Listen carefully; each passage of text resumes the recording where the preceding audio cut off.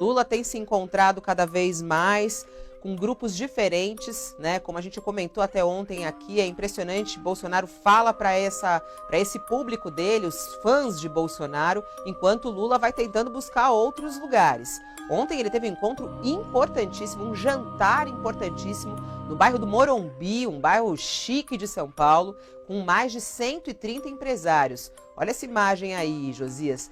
Tá aí a maior riqueza do Brasil, entendeu?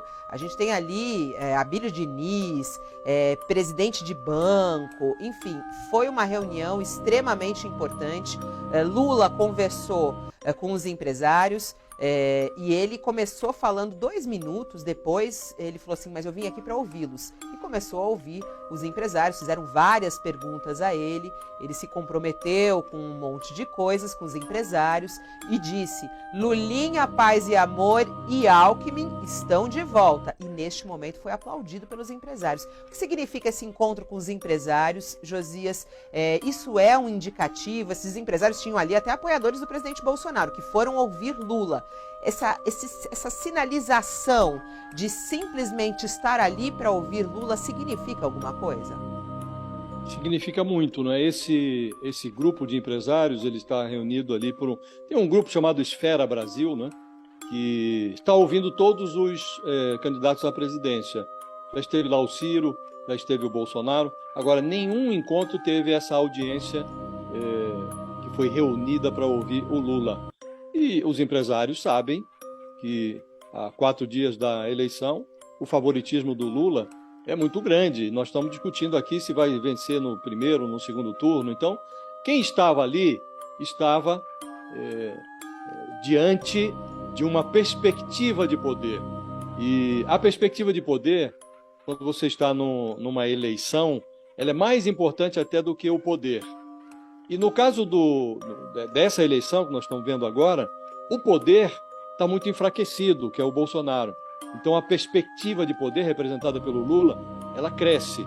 Quando você tem um movimento como esse que se formou em torno do Lula, o programa de governo vai ficando cada vez mais aguado, quanto maior é o número de pessoas aderindo, porque os interesses são muito contraditórios em torno do candidato, e o candidato vai se abstendo de esclarecer o que pretende fazer se o seu favoritismo se confirmar e se ele, de fato, voltar à presidência da República. É o que está fazendo o Lula agora.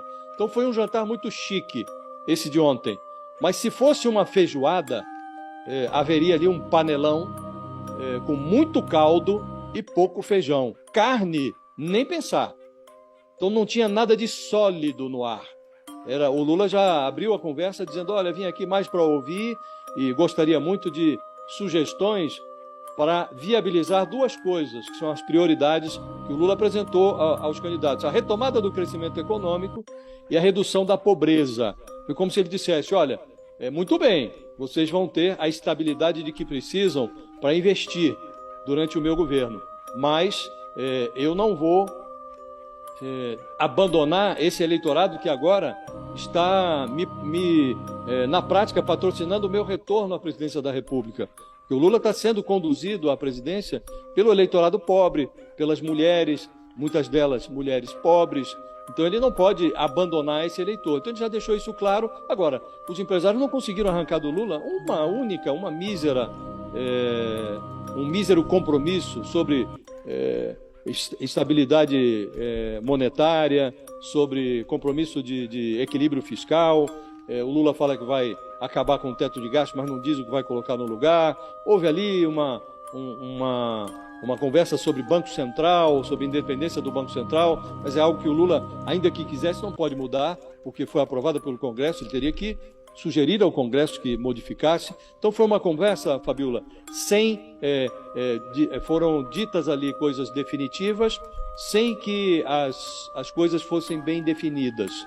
Então é uma feijoada com muito caldo e pouco feijão e nenhuma carne.